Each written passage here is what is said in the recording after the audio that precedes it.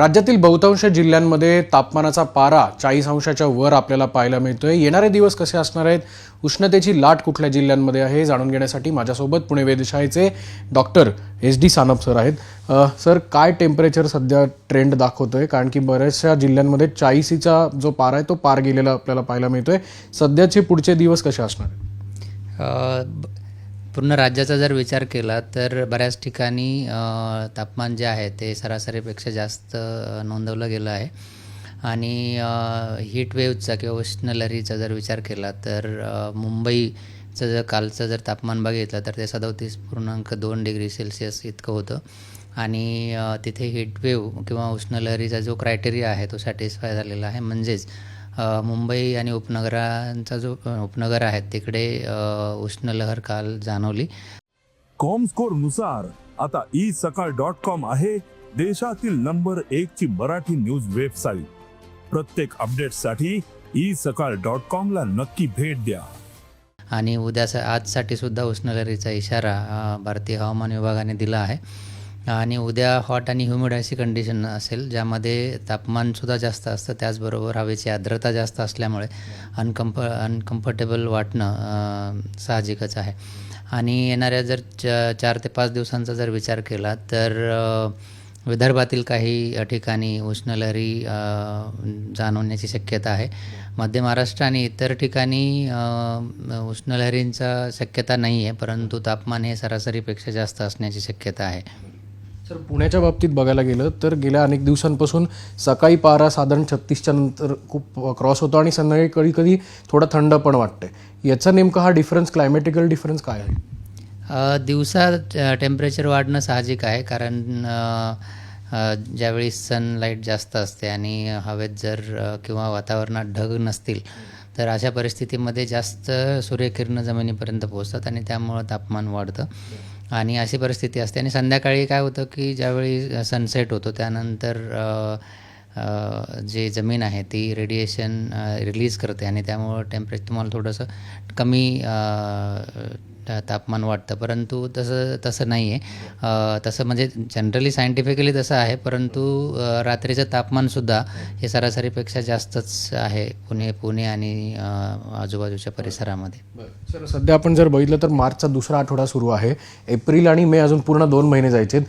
उन्हाळा सगळ्यात पीकवर आपल्याला आत्तापासूनच पाहायला मिळतोय का ही फक्त सुरुवात असं म्हणावं लागेल? येणाऱ्या जो हंगाम आहे किंवा येणारा जो सीझन आहे मार्च, एप्रिल, मे, यामध्ये तापमान कसं असणार आहे किंवा यावर्षी उष्णलहरी जास्त असणार आहे की कमी असणार आहे याचा जो पूर्वानुमान आहे किंवा जो अंदाज आहे तो फेब्रुवारीच्या अखेरीस भारतीय हवामान विभागाने दिला आहे. आणि त्यामध्ये क्लिअरली म्हटलं आहे की येणारा जो उन्हाळा आहे तो किंवा येणारा उन्हाळ्यातलं जे तापमान आहे ते सरासरीपेक्षा जास्त असण्याची शक्यता आहे.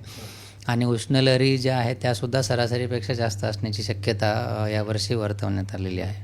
सर, दुसऱ्या बाजूला सगळ्यात महत्त्वाचा प्रश्न असेल की उन्हाळा सरासरीपेक्षा जास्त असल्यामुळे शेतकऱ्यांचा देखील एक मोठा समस्या, हा उन्हाळा त्रासदायी होऊ शकतो का?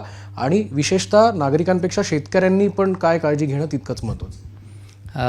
नागरिकांचा जर विचार केला तर डे टू डे ॲक्टिव्हिटीज आहे त्यामध्ये आपण पाणी बॉडी डिहायड्रेट होते तर त्यानुसार पाणी वेळोवेळी पिलं पाहिजे. आणि दुपारची जी वेळ आहे ज्यामध्ये तापमान पीकवर असतं, जसं 12 ते 4पर्यंतचा जो वेळ आहे, त्यामुळे मध्ये बाहेर जास्त न पडणं वगैरे अशा काही मेजर्स आपण घेऊ शकतो. शेतकऱ्यांचा जर विचार केला तर उन्हाळ्यातली जी पिकं असतील त्यांना त्यांची काळजी घेणं किंवा वेळोवेळी पाणी देणं वगैरे जे काही असेल, मी काही एक काय म्हणता येईल त्याला कृषीविषयक सल्लागार नाही आहे, परंतु ज्या काही इम्पॉर्टंट गोष्टी आहेत जसं शेतीला पाणी देणं असेल किंवा पिकांची काळजी घेणं असेल किंवा जे काही पिकांची साठवणी करतात, काही जे जसे कांदा साठवणी असेल किंवा इतर काही धान्य साठवणी असेल त्यांचा पण प्रॉपरली हे करणं, काळजी घेणं, अशा प्रकारच्या काही काळजी आपण घेऊ शकतो. सर, शेवटचा प्रश्न, महाराष्ट्रातच ही उष्णतेची लाट आपल्याला पाहायला मिळते का संपूर्ण भारत उन्हाच्या चटक्यांच्या विळख्यात असल्याचं आपल्याला पाहायला मिळतं? आणि याचं नेमकं कारण काय आहे आणि महाराष्ट्राला सर्वाधिक फटका बसतोय का? नाही, म्हणजे बऱ्याच ठिकाणी देशातल्या बऱ्याच ठिकाणी तापमान हे सरासरीपेक्षा जास्त आहे. काल आणि परवा गुजरात आणि सौराष्ट्र कच्छचा जो भाग आहे तिकडे टेम्परेचर 40पेक्षा जास्त बऱ्याच ठिकाणी नोंदवलं गेलं होतं आणि उष्ण लहरी किंवा हीट वेव्ज त्या ठिकाणी जास्त आणि पहिल्यांदाच म्हणता येईल ह्या सीझनच्या पहिल्यांदाच गुजरातला त्याचा फटका जास्त बसलेला दिसून येतो, गुजरात आणि सौराष्ट्र कच्छ. आणि तिथेसुद्धा बऱ्याच ठिकाणी 40-43 असं टेम्परेचर आहे आणि महाराष्ट्रात कम्पॅरेटिव्हली कमी आहे. जर गुजरातच्या कम्पॅरिझनमध्ये महाराष्ट्रामध्ये तापमान निश्चितच ते सरासरीपेक्षा जास्त आहे, परंतु गुजरातच्या तुलनेमध्ये कमी आहे. आणि राजस्थानच्या सुद्धा काही भागांमध्ये 40पर्यंत तापमान गेलेलं आहे. उत्तरेचा जर भाग बघाल तर तिकडं तापमान तसंही आता हळूहळू वाढत जाईल. सध्या तिकडे तापमान सरासरी इतकं किंवा सरासरीपेक्षा 1-2 डिग्रीनी जास्त आहे. काय कारण आहेत सर, म्हणजे काही टेक्निकल कारणं याला काही जोडले जाते?